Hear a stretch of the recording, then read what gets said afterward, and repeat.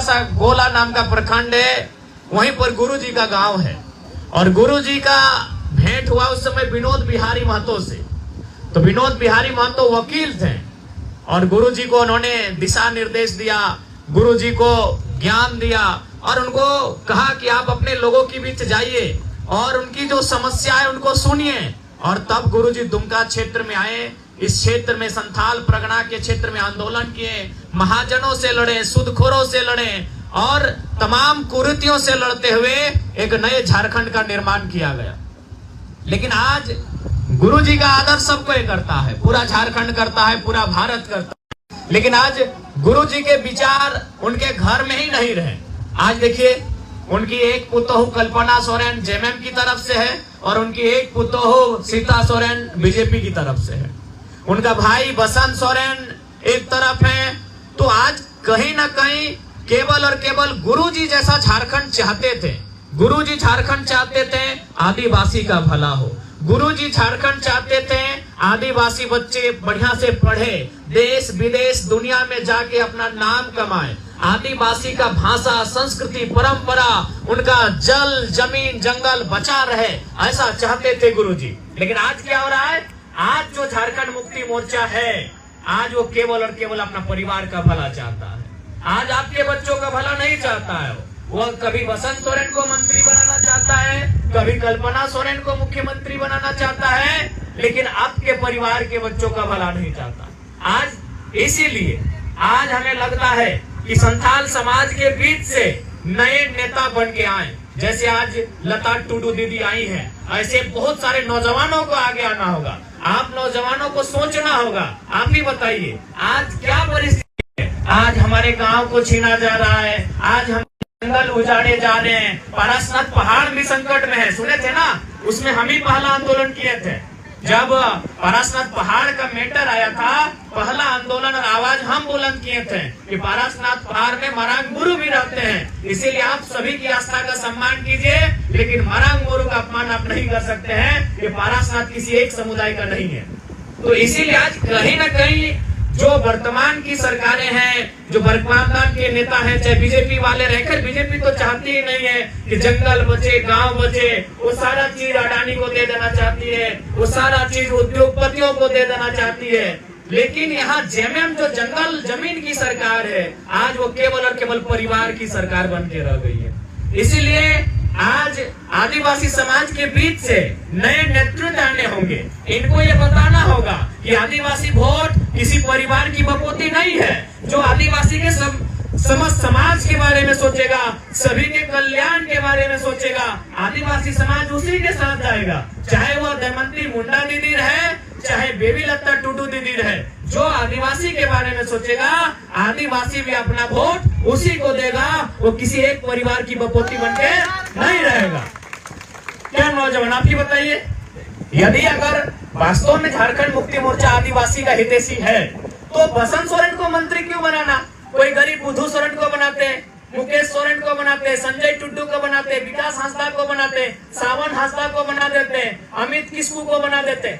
आदिवासी समाज का ऐसे ही न भला होगा। अब आज बसंत सोरेन मंत्री हैं, कल्पना सोरेन मुख्यमंत्री की दावेदारी कर रही है, तो कल उनका बेटा बेटी भी करेगा।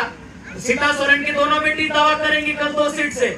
तो आप कहां जाएंगे? आपके हक अधिकार की बात कौन करेगा? एक परिवार से समाज नहीं होता है। इसलिए इस बात को बिल्कुल आप याद रखिए कि एक परिवार से समाज का भला नहीं होगा, 1-2 व्यक्ति से समाज का भला नहीं होगा। इसलिए आज आपको नए नेता बनाने होंगे, नए लीडर तलाशने होंगे, और नए लीडर आपके बीच है। बेबी लता टुडू आपके बीच है, रांची से दमयंती मुंडा आदिवासी समाज की बेटी है, आपके बीच है। और जब ये सदन में जीत कर जाएंगे, सदन में इस बात को रखेंगे, समता कानून को मजबूती से राज्य में लागू कराने पर तर्क देंगे।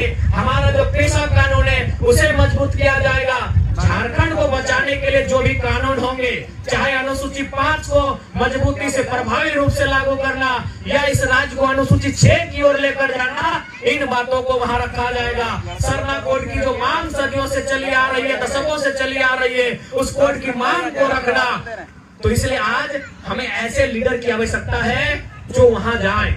आज देखिए, आज पूरा और पूरा सिस्टम एक परिवार के इर्द गिर्द, उनका जमीन बोकारो में, उनका जमीन दुमका में, उनका जमीन गिरिडीह में, उनका जमीन रांची में। जबकि आदिवासियों के जमीन को बचाने के लिए जो नियम बने हैं सीएनटी कानून, वो क्या कहता है कि आदिवासी का जमीन आदिवासी ही खरीदेगा, लेकिन थाना के अंदर। अब बताइए, मुख्यमंत्री खारे गोला रामगढ़ जमीन बोकारो में भी खरीद रहे हैं, दुमका में भी खरीद रहे हैं। तो बताइए, अगर एक ही आदमी सारा आदिवासी का जमीन खरीद लेगा तो बताइए भला होगा?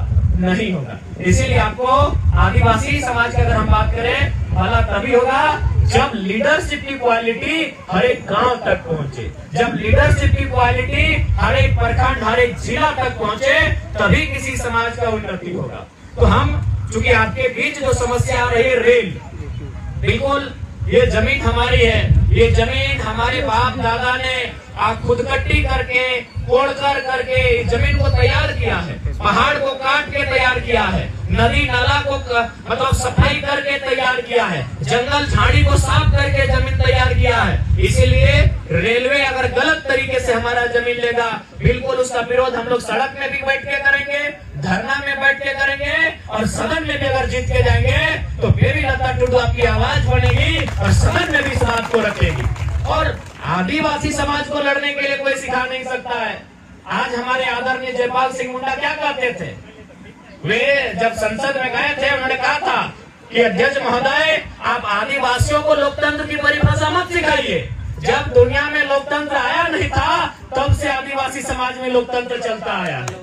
तो आप हमको आदिवासी लोगों को मत सिखाइए दुनियादारी, आप हमें लड़ने के लिए भी मत सिखाइए। अरे जब अंग्रेजों ने पूरे भारत में अपना आधिपत्य जमा लिया था, तब लगातार झारखंड से आदिवासी लोग विरोध किए हैं। उनके तोप का मुकाबला हमने तीर और तलवार से किया है कि नहीं किया है? बताइए।